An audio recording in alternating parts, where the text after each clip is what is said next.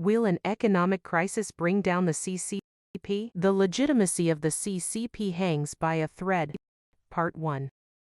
Hello everyone, welcome to the China Probe channel. I'm Alin. It's an honor to explore the latest China's focus topics with you. Today's theme concerns the current state of China's economy and how it may endanger the legitimacy of the Chinese Communist Party CCP's rule. To explain things clearly, this topic will be divided into a three-part series. This video is part 1, focusing on China's trade surplus and a series of government, succoring people, incidents. First, let's talk about China's trade surplus surpassing $1 trillion in 2025. Some experts have issued warnings, saying this has made the external environment even more hostile toward the CCP. There is also report stating that it cannot conceal the deep structural cracks in the economic system. What exactly is going on? China's trade surplus grew 20% year-on-year in 2025, reaching $1.19 trillion.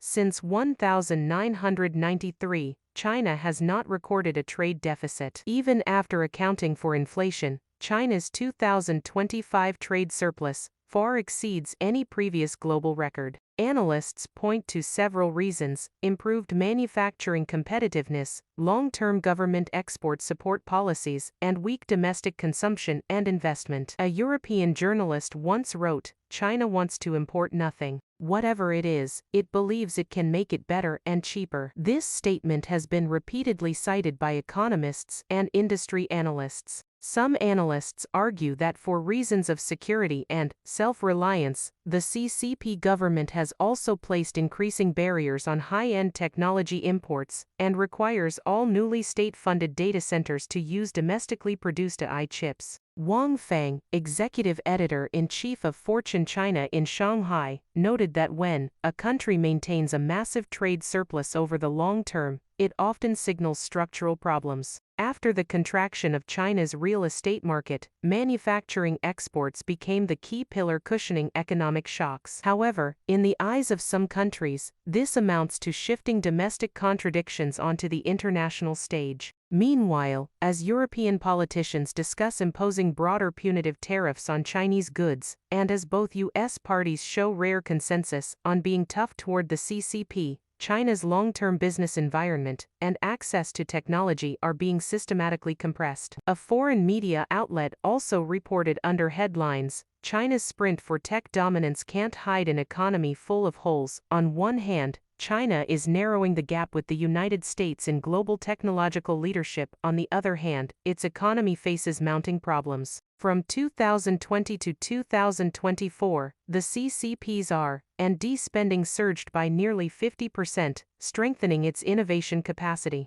This includes the launch of the aircraft carrier Fujian, equipped with electromagnetic catapult technology, installing more industrial robots than any other country, and planning to send its first astronauts to the moon before 2030. Although the CCP has the capability to challenge the U.S. in some of the world's most competitive technology sectors, the cost has been extremely high. Heavy-handed official intervention has also wasted enormous sums. Despite record-high debt levels, national technology funds continue pouring billions of dollars into loss-making startups. Every year, the CCP invests hundreds of billions of dollars in R&D, crowding out funding for rural education and social security systems. Moreover, investment and subsidies flowing into technology failed to create sufficient employment opportunities. Economic uncertainty has led many Chinese citizens to tighten their belts, prompting companies to cut hiring. In urban China, 1 in 6 young people is unemployed. AI-powered factory robots mass-produce goods that unemployed college graduates cannot afford. Urban per capita disposable income in China is now less than $700 per month, while hundreds of millions in rural areas survive on just a few dollars a day. Take Mianchi County in Henan Province as an example. From 2022 to 2024, it increased science and technology spending by nearly 50%, built a robotics industrial park, and invested in an automotive chip manufacturer. Yet its government revenue fell by more than 10%, and some civil servants went unpaid for months. On the surface, China economy appears more advantageous than U.S.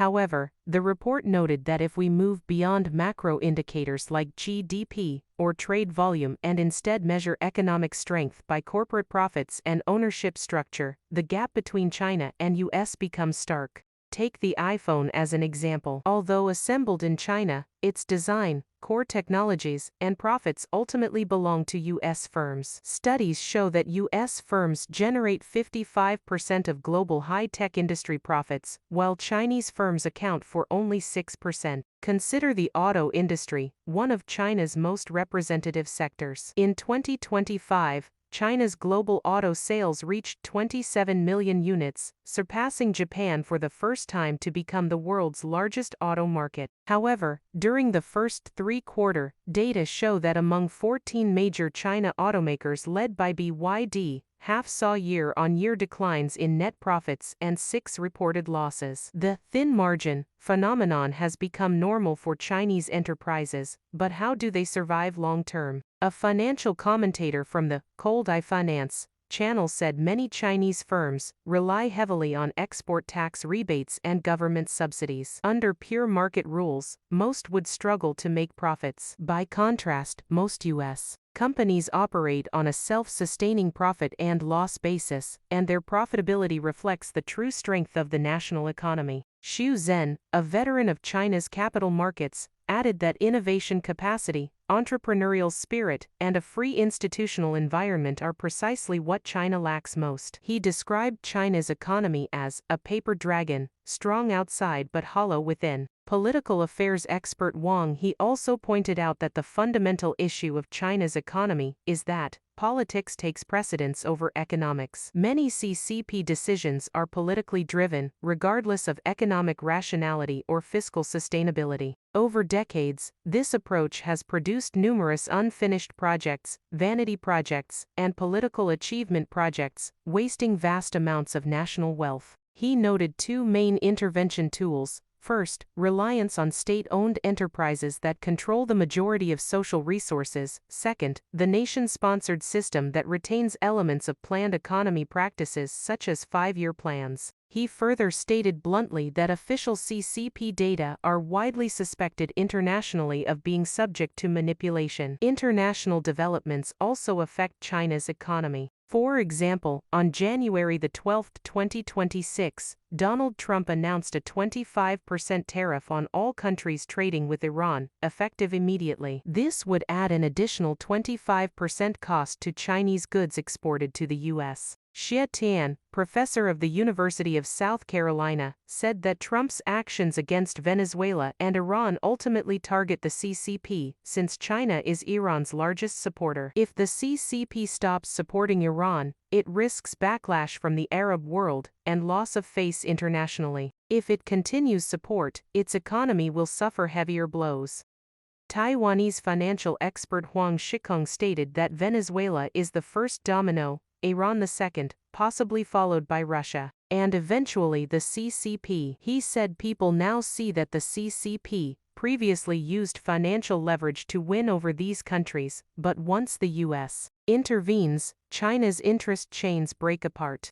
Having discussed China's trade surplus, expert Wang He warned that overemphasizing export achievements may conceal worsening domestic structural problems. So we now turn to 5 phenomena reflecting the CCP's fiscal shortages and succoring people. First, a foreign media outlet reported that AVIC Trust, under a central SOE, state-owned enterprise, was placed under official trusteeship and fined after large-scale trust product payment suspensions involving hundreds of billions RMB. It became the first major central SOE-affiliated trust institution placed into trusteeship since the trust law's implementation. Investors accused the group of offering internal employees preferential low-threshold financial products and exit before risks exposed, while external investors faced much higher barriers. Second, a viral video known as the Tobacco Youth showed a wealthy second-generation heir in China's tobacco industry flaunting luxury. The 18-year-old reportedly receives 200,000 Chinese yuan monthly allowance and owns multiple properties. Smokers expressed outrage, questioning whether their purchases were funding corruption. Calls for mass smoking cessation spread online. Tobacco taxes account for about 6–7% of China fiscal revenue. The tobacco monopoly system operates as 1 institution, 2 nameplates, fostering entrenched corruption networks. Things like this happened across all central SOEs and large groups companies.